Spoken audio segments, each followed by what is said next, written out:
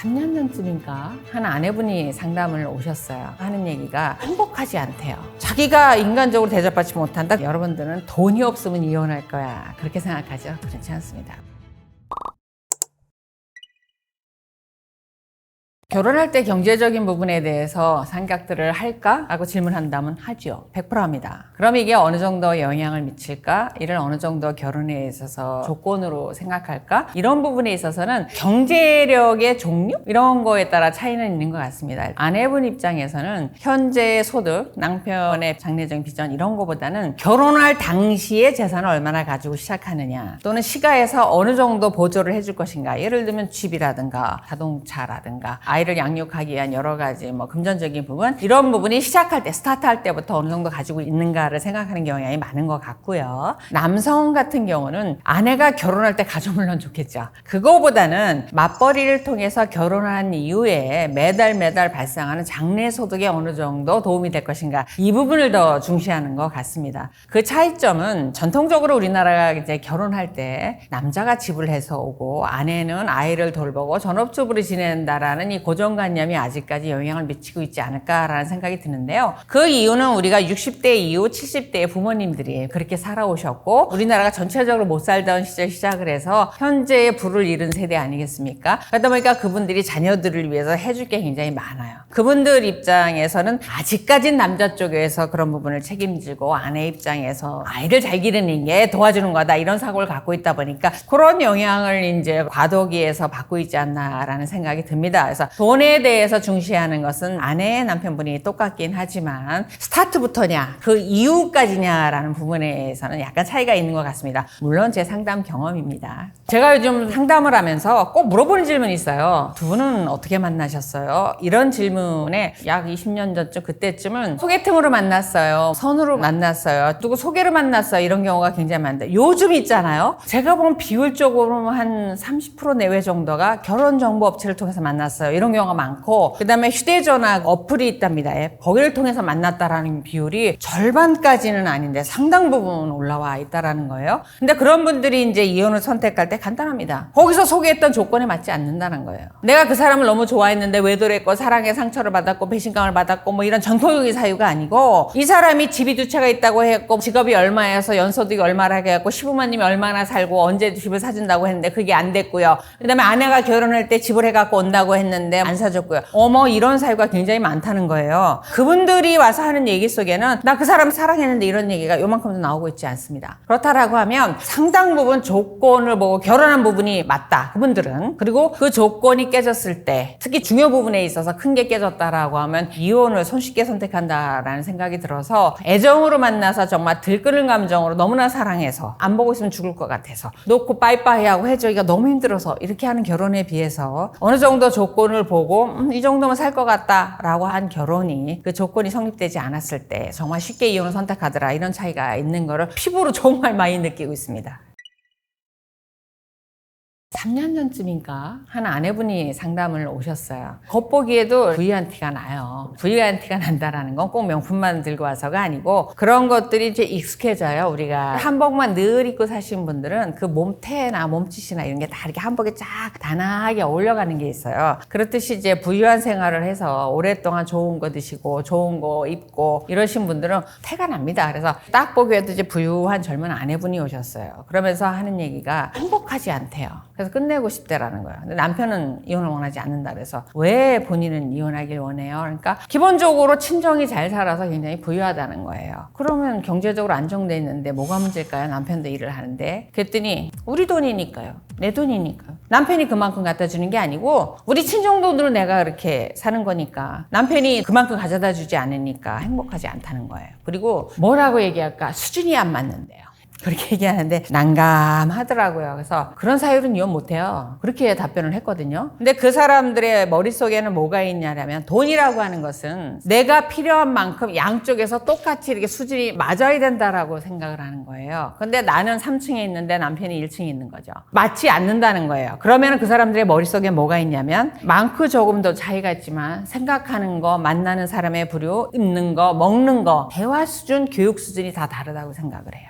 그래서 나하고 내가 낳은 자녀는 이쪽 부류, 그 다음에 남편과 시댁 부류는 저쪽 부류, 이렇게 분리해서 점점 이렇게 멀어지게 된다라는 거죠. 그러니까 이 돈 있는 아내분 입장에서 돈이 없는 남편과 사는 게 행복하지 않다라는 거예요. 근데 저는 그 아내를 어떻게 이제 설득을 해서 보냈냐면, 아내분, 남편분 입장에서 한번 생각을 해봤어요. 그러면 남편분은 행복할까? 그럼 아내 입장에서 남편을 돈 없는 남편이라고 이렇게 표현하는데, 그래 좋아, 아내분 말대로 100번 양보해서 돈 보고 결혼했다고 칩시다. 그래서 돈 보고 결혼해서 남편은 행복할까요? 그랬더니 뭐라고 표현을 하냐면, 미처 생각을 못했어요. 그러면서 자기네는 이제 골프 회원권을 하나씩 다 갖고 있대요. 근데 남편은 골프 회원권을 안 사준 겁니다. 근데 골프를 그렇게 좋아해가지고요, 자기가 회원권이 없으니까 나한테, 우리 오빠한테, 아버지한테 부킹해달라고 자꾸 부탁을 해요. 그러니까 오빠가 한 날 그러는 거예요. 김서방은 그렇게 골프 좋아한다니? 이렇게 표현하더라는 거예요. 제가 그래서 아내분한테, 남편분 입장에서 얼마나 기분이 거지 같을까? 한번 생각을 해봐. 아니 골프 회원권 본인들 경제적 입장에서 얼마 한다고 왜 여기만 안 사줬어요? 그러니까 말이 그거 아니야? 가난한 집의 출생이니까 너는 그렇게 살아야 돼. 네가 언감쓰신 골프 회원권이야. 지금 이 생각 아니에요. 그럼 그 남편이 머리가 없는 사람도 아니고 못 느낄까? 그럼 남편 행복할까요? 부킹해서 골프 치러 갈 때마다 다른 사람들이, 야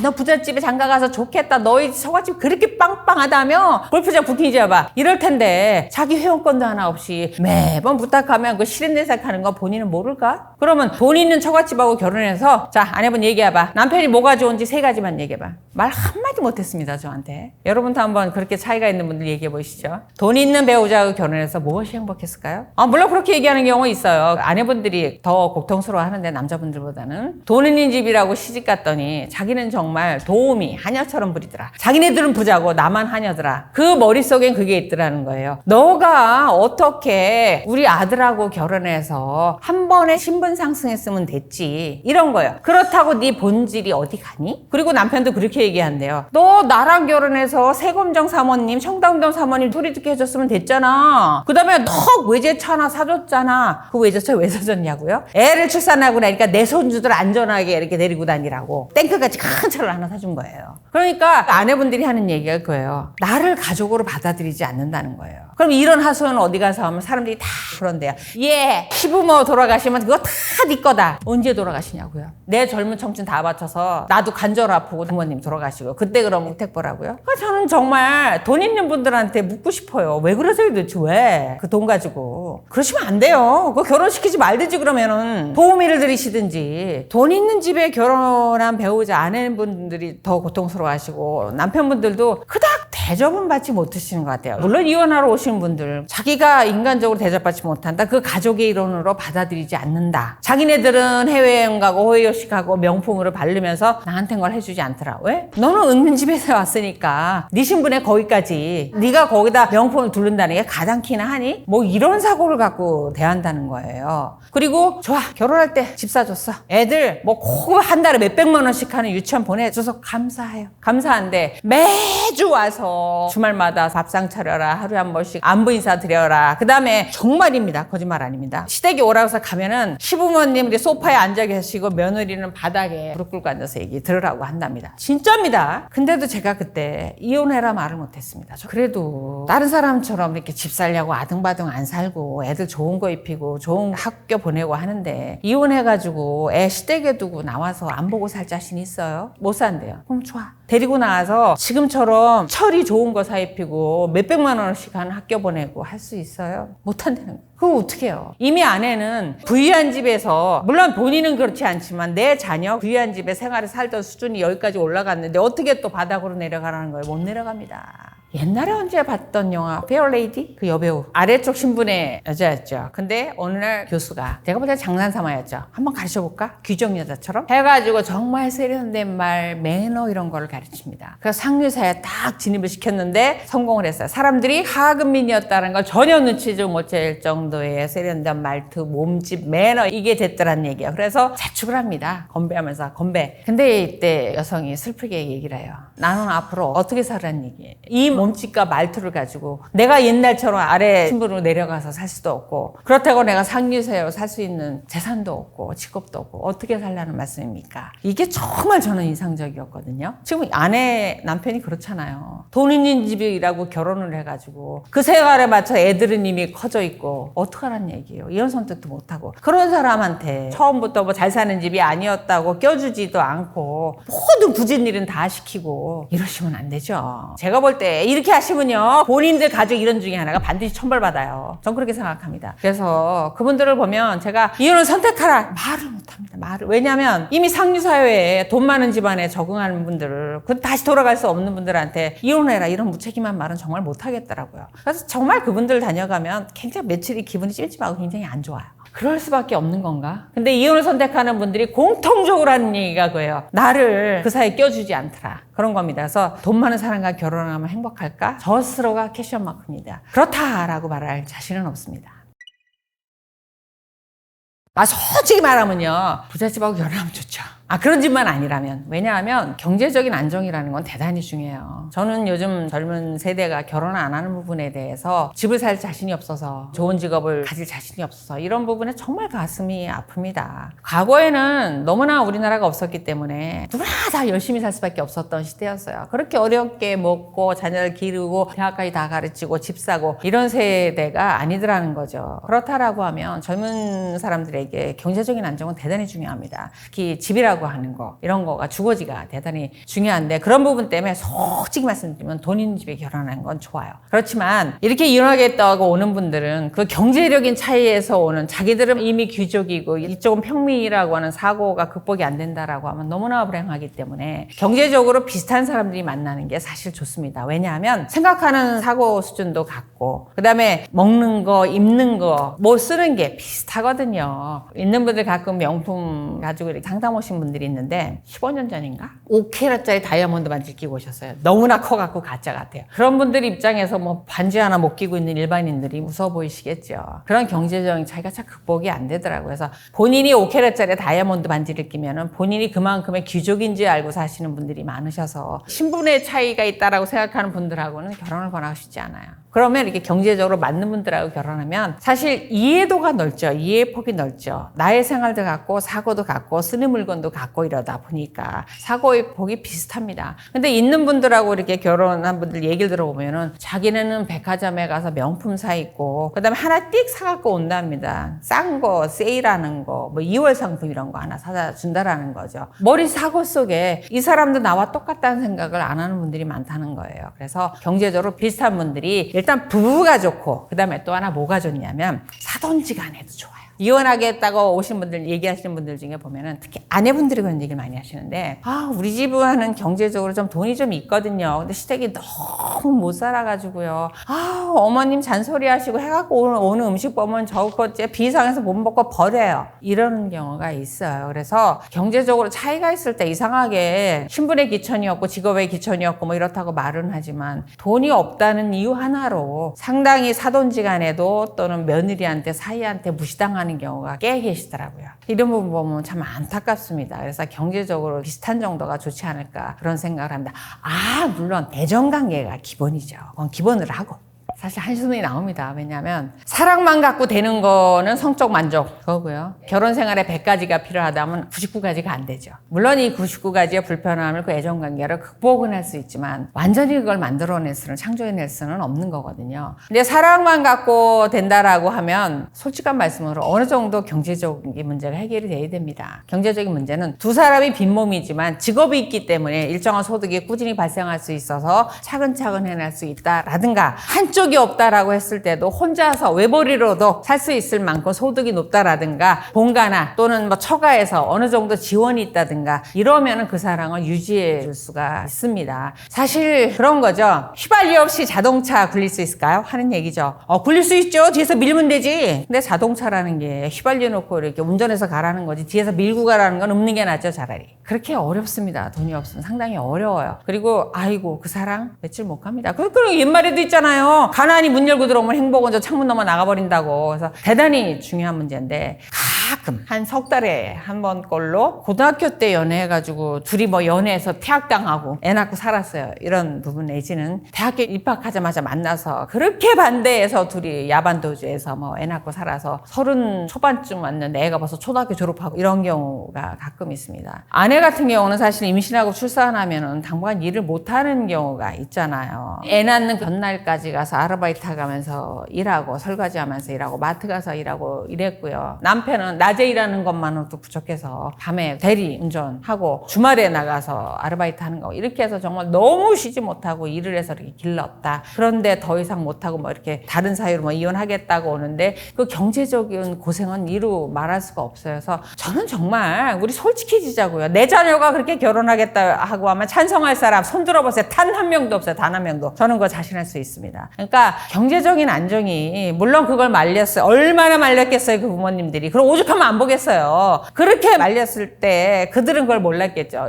너무나 사랑해서 안 보면 죽을 것 같아서 죽을 것 같으니까 했겠지만 사랑만 없으면 죽나요? 밥 못 먹어도 죽어요. 물을 못 먹어도 죽어요. 영하 15도 떨어지는데 난방한다는 데서 살아볼래요? 얼어 죽어요. 이러니까 그 돈이라는 게 얼마나 소중하고 중요하고 그다음에 우리의 사랑을 더 돈독하게 하고 이어가게 하는데 정말 필수 불가결한 요소다. 이거를 가르치셔야 되지 않을까라는 생각이 듭니다. 물론 그런가 하면 너무 영악해서 사랑을 도외시하는 것도 문제지만 해서 물질적인 거에 내가 탐닉한다. 그래서 인간이 저속하다. 이렇게 말씀들 하지 마세요. 우리 그거 없으면 못 살거든요. 물론 부산까지 걸어갈 수 있죠. 걸어오세요. 전 저 KTX 타고 갈 테니까. 그래서 결혼은 뜨겁게 사랑하는 것 기본 경제적인 안정 절대로 중요합니다. 이 두 요소가 같이 균형을 맞춰야만 행복한 결혼생활 그리고 건강한 자녀를 양육할 수 있는 겁니다. 그리고 물론 부모님한테도 이만큼 부양도 하실 거고요. 첫 번째, 인물 보지 말자. 옛말 틀린 거 없어요. 얼굴 뜯어먹고 사냐? 이런 얘기 하시잖아요. 왜 그런 얘기를 우스갯소리를 하냐면 이쁘고 잘생긴 분들한테 죄송해요. 솔직히 인물값 하시잖아요. 인물값을 안 해도 어떡할 거 얼굴에서 광채가 나는데 몰려들잖아요. 그러다 보니까 주변에 유혹이 너무 많아. 그런데다가 이상하게 이쁘고 잘생긴 남자가 같이 결혼하는 경우 드물어요. 신이 다 안 주거든요. 이쪽에 영악하고 생활력 있는 남자를 준다면 얼굴이 조금 아주 이쁜 아내를 얻는다라고 하면 경제적인 능력은 뭐. 근데 그러다 보니까 이제 인물 좋은 쪽에서 많은 유혹이 들어오기도 하지만 상대적으로 인물이 좀 덜한 쪽에서 열등감이 있습니다. 아내분 같은 경우 남편이 너무 잘생겼어. 옛날에 한번 방송 갔다가 모 아나운서가 얼마나 잘생겼는지 아세요? 실물로 보면 메이크업 집은 더 잘생겼어요. 그 아내가 집에서 걱정이 되겠어요? 안 되겠어요? 방송국 가면 얼마나 이쁜 여자들이 많아요. 그래서 자기는 항상 하루에 4번을 집에 전화한대요. 여보 나 지금 뭐 하고 있는데 당신 뭐 먹었어? 아내가 불안해할까 봐. 저 그때 감동했어요. 이런 배려가 잘생긴 남성분, 이쁜 여자분들이 별로 없어요. 지가 잘나가지고 콜딱하게 쓰거든요. 그러니까 배우자가 집에서 불안하단 말이에요. 그래서 의처증, 의부증까지는 아니지만 항상 이렇게 촉각이 이렇게 서 있거든요. 그 사람 굉장히 불행하거든요. 이런 면에서 인물이 너무 좋은 분들은 좀 물론 보긴 좋지만 내 며느리 사위, 내 배우자로는 조금 생각을 좀 해봐 주시라는 부분이고 다 그렇다는 건 아닙니다. 그리고 이렇게 얘기하려니까 뭐 라떼 세대 같은데 인정? 라떼 세대. 양가가 좀 어느 정도 가족 분위기가 이렇게 화목한 집이 좋습니다. 제 얘기가 아니라 주변 분들이 하는 얘기예요. 저는 화목한 분들이 오지 않잖아요. 이혼하겠다는 분들이 오니까. 근데 결혼에 대해서 이렇게 주변 분들이 하시는 얘기가 그거예요. 어느 정도 이렇게 안정적인 가정에서 자란 분들이 성격도 모나지 않다, 이해심이 넓다, 인내심이 많다 이렇게 표현을 해요. 그래서 양가를 보셔야 되지 않을까라는 생각이 들고 설사 이혼 가정이라 하더라도 그 아이들이 얼마나 밝게 자랐는가, 긍정적인 사고를 갖고 있는가는 꼭 보셔야 돼요. 대화를 몇 번 해보면은 날카롭고 예민한 사람들이 있어요. 그거는 뭐 이렇게 분석가나 학자로 좋지 무슨 얘기를 딱 했는데 어머님 그거 눈으로 진짜 보셨어요? 확인해 보셨어요? 그 말이 맞아요? 이러면은 곤란하죠, 가족으로는. 그러니까 부정적인 사고가 있는가 이런 부분을 보시면 될 것 같아서 긍정적인 사고만 있다라고 하면 뭐 사실 가정 내 구성원은 중요하지는 않습니다. 어쨌거나 긍정적인 사고를 갖고 있는가 이걸 꼭 보시기 바라고, 그 다음에 그 사람의 잠재적인 능력을 보셔야 돼요. 너무 깊이 있는 잠재적인 능력 말고 현재에 있어서 경제력, 어느 정도 소득을 일으킬 수 있는 직업을 가질 수 있는가, 저는 이걸 보셔야 된다고 생각합니다. 이거는요 주의해야 되셔야 될 건 건 사위한테, 아들한테만 적용되는 게 아닙니다. 지금은 아내도 며느리도 경제력을 보셔야 됩니다. 그러셔야 내 아들이 너무 빽꿀 빠지게 고생을 안 해요. 그렇게 말씀하세요, 어머님들이. 그래서 요즘 부모님들이 가끔 이제 아들 이혼 문제로 오셨을 때 그런 부분들을 많이 서운해 하세요. 아들이 충분히 벌어서 그런 경우는 모르지만 며느리가 충분히 일할 수 있고 가정의 경제적인 안정을 위해서 어느 정도 기여할 수 있는데 아주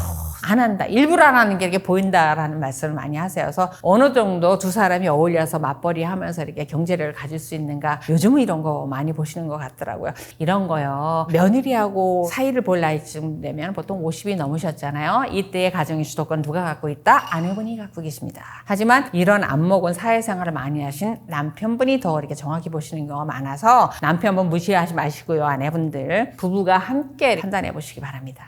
잘 물어보는 방법 없죠. 누구나 민망하고 내놔달라고 하면 첫 번째로 기분 나빠요.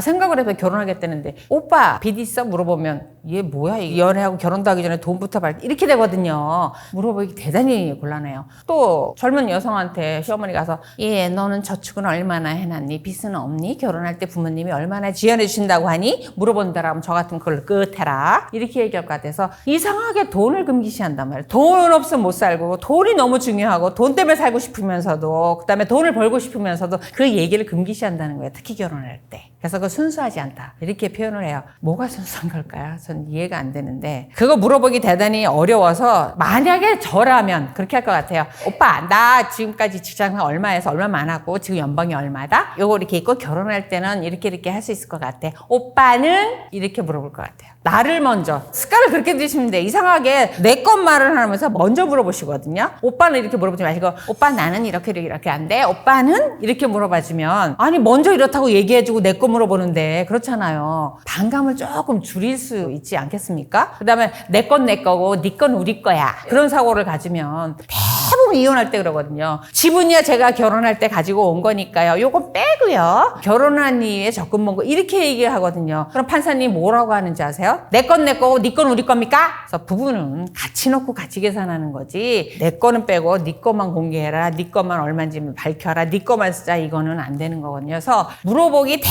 대단히 어려운데 내 거 툭 털어서 얘기해주고 물어보면 아마 긍정적으로 얘기하지 않을까라는 생각이 들고 근데 만약에 그거를 굉장히 필요이상으로 불쾌한다든가 그 다음에 공개를 안 하려고 든다든가 뭐 있죠. 그죠? 그때는 사랑만 갖고 극복하지 마시고 내가 내 거를 공개하면서도 물어봤는데 안 가르쳐준다. 죽을 때까지 안 가르쳐줍니다. 그것 때문에 이혼하세요. 그래서 이혼하시러 오시는 분들 중에 적지 않은 사유 중에 하나고요. 저는요 남편이 생활비 통장에 얼마 넣어주는 거 말고요. 그 사람이 월급을 얼마를 받는지 얼마를 저축했는지 전혀 몰라요. 이런 분들 굉장히 많으세요. 또 남편분들도 아내는요 제 소득 다 가져가는데 자기도 벌면서 도대체 지금 얼마를 많았는지 주식을 얼마나 하고 있는지 저 전혀 몰라. 이런 경우가 많거든요. 그래서 재산에 대해서 경제력에 대해서 뭐 소득에 대해서 공개하지 않는 거 이게 또 애정을 상실하게 하는 대표적인 사유 중에 하나예요. 그래서 결혼 전에 사이 좋을 때 오빠는? 하고 물어봤는데 안 가르쳐준다라고 하면 죽을 때까지 안 가르쳐준다. 그럼에도 결혼하겠다고 하면 하세요.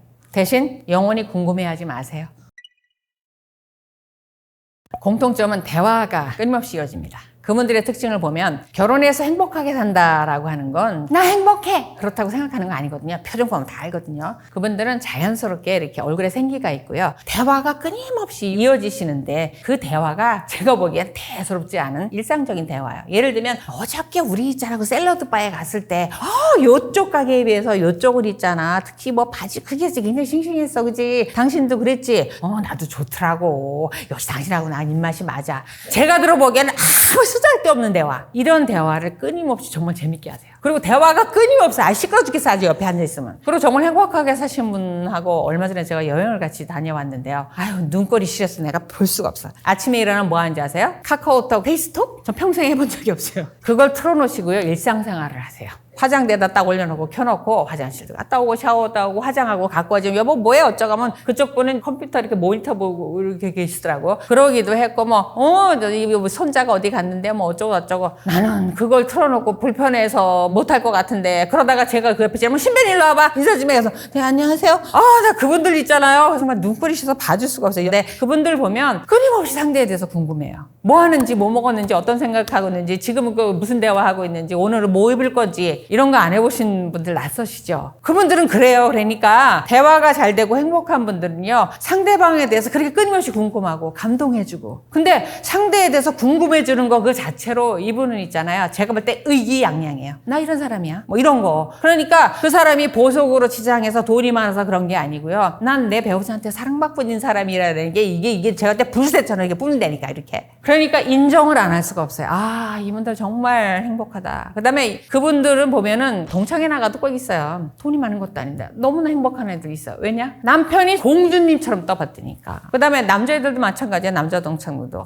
보면 항상 애가 밝고 이렇게 아내가 왕자님처럼 모시니까. 그러니까 행복한 사람들의 특징은 대화를 많이 하고 관심이 많고 상대방을 이렇게 축혀주고. 참 어렵죠. 중요한 거 제가 알려드릴까요? 돈 안 듭니다. 상대를 너무너무 행복하게 합니다. 그리고 다른 사람들이 부러워 죽습니다. 그걸 왜 못해요? 해보세요. 지금부터 페이스톡 틀어놓으시고 상대방이 뭐하는지 감시한다고 생각하지 마시고요. 나는 여기 있고 남편은 직장에 있지만 그와 함께 하루를 온종일 호흡한다라는 거예요. 이런 거 한번 해보세요. 부럽더라고요. 경제적인 이유로 이혼을 한다라는 게 여러분들은 돈이 없으면 이혼할 거야 그렇게 생각하죠? 그렇지 않습니다. 부부는 기본적으로 시작할 때 콩이 한 알 있으면 반쪽 나눠 먹을 거야 이렇게 시작하는 게 99.99%예요. 근데 그게 돈 있는 사람들은 없는 사람한테 배려 안 해서, 없는 사람들은 너무 없는데 자꾸 사고 쳐서 이렇게 이혼하려고 하는 거지, 부부는 원래 있으면 있는 대로 없으면 없는 대로 이렇게 살려고 하는 겁니다. 근데 지금 돈 때문에 이혼하러 오신 분들, 경제적인 사유 전체 이혼 사이에 쌍벽을 이룬다고 제가 했지 않습니까? 하는 이유가 그거예요. 신뢰를 무너뜨리기 때문이에요. 돈의 액수가 아닙니다. 다른 사람 하루에 매일 삼시세끼 20만 원짜리 스테이크 먹습니까? 못 먹어요. 느끼해서. 먹는 거 똑같아요. 그 돈으로 인해서 내가 남들은 100만 원짜리인다 나는 10만 원짜리를 못 이룬다고 불행하지 않아요. 그게 아니고 상대방이 그거를 어느 정도 신뢰를 주고 같이 보조를 맞춰서 안정적인 생활을 이어가려고 하는 내 마음의 신뢰를 깨트리기 때문에 배신감을 느끼게 하기 때문에 깨지는 거거든요. 그 다음에 50, 60 정도 사신 부부들 보면요, 산전수전 다 겪었다 이런 농담 하시잖아요. 그 산전수전 중에 하나가 꼭 있습니다. 그러니까 보증빚 해가지고 홀랑 전세금 들어먹고, 그 액수의 차이는 있지만 친구한테 빌려줬는데 내가 안 먹고 안 쓰고 모았던 적금 1,000만 원 깨서 갚아줄 수밖에 없던 그 가슴 아픈 눈물 안 흘리건 들 수 없는 사람들 하나씩 있으시고요. 다 겪어 나가시면서도 50, 60, 70 넘어 살아오신 거거든요. 근데 왜 안 깨졌냐고요? 특히 돈 때문에 신뢰를 안 무너뜨렸으니까. 돈 때문에 이혼하신다라고 하면 돈의 액수가 아니고 내가 그 사람한테 실망감을 줬구나, 신뢰를 주지 못했구나, 이런 부분 반성해 보시기 바랍니다.